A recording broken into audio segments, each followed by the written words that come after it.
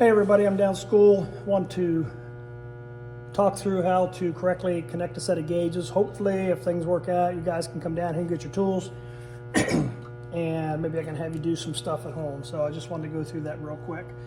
So this is a 3-hose manifold, and obviously we know that the position of our hand valve should always be closed. That's correct. These should never be open. Okay? That's what I like to tell students.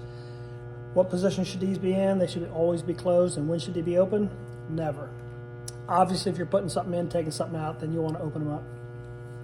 So just real quick, we have a set of gauges here. The things I look for at the beginning of the season is I want to make sure that I have good neoprene seats in here. So you can kind of maybe see that. Not too bad a shape right there. Sometimes those will get boogered up. The way you booger those up is if you raunch real hard on those whenever you're putting on something, it'll tear those up. So when you put these on, you just want to snug them down. You see these are knurled so that you can get a good grip on there. Never put pliers or any kind of tool on there. Tighten it down nice and tight, but don't raunch on them.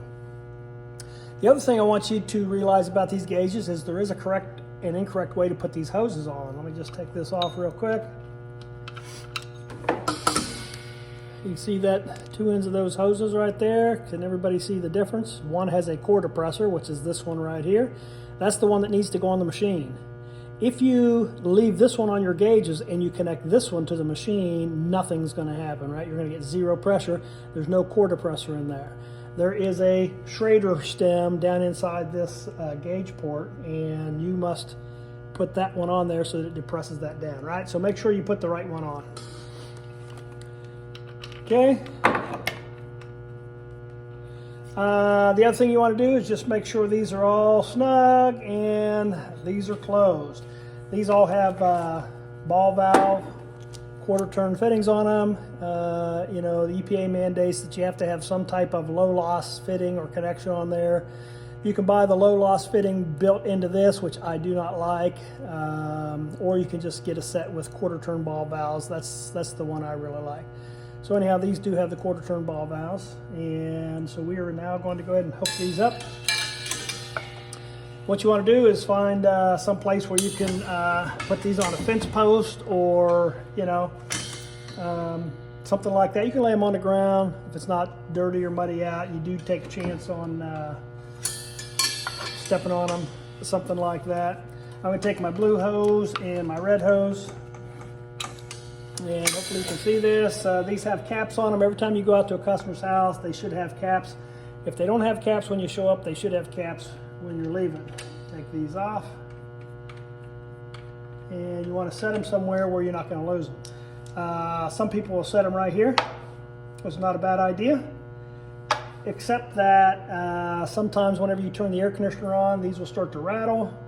And they'll rattle themselves back and go back underneath there. Then you have to take the top of this unit off to get down in there. So that's no good. I definitely wouldn't put them on top of the machine because they'll rattle and fall. So anyhow, you know, some people have a little magnetic cup, but put them somewhere where you don't lose them. All right, so I'm going to connect these. Obviously, this is the low pressure side, and it goes to the suction line, which is the fat line. And this is the high pressure side, which goes to the liquid line. So I'm going to go ahead and do that now.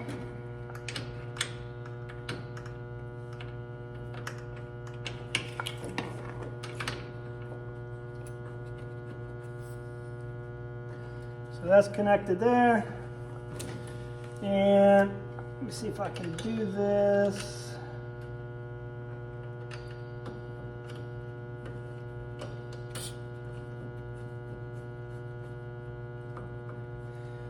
And if you watch the high pressure gauge, I'll open these up. And you can see now we have pressure on both gauges.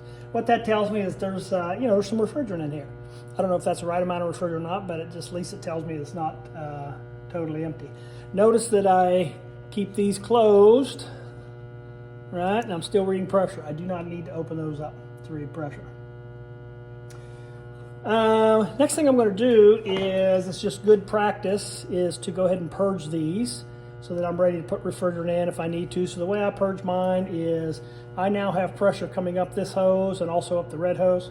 I'm going to open this just a little bit. I'm going to do the same thing with this red one. And that's now purged out, the blue and the red line. If I were going to put something into my machine, right, so I'm going to take this one right here and connect it to the refrigeration jug.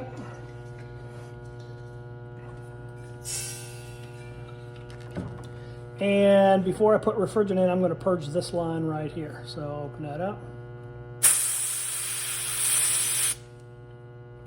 So I am now ready to, take my readings. I'm ready to add refrigerant or whatever the case may be. So in a nutshell, that's how I want you to hook these up. So the key is make sure the correct end of the hose, the one with the core depressor, is on the machine down here. And make sure you have your red hose connected to the liquid line. Make sure you have your blue hose connected to the suction line, and make sure your hand valves are in fact turned off. All right, thanks.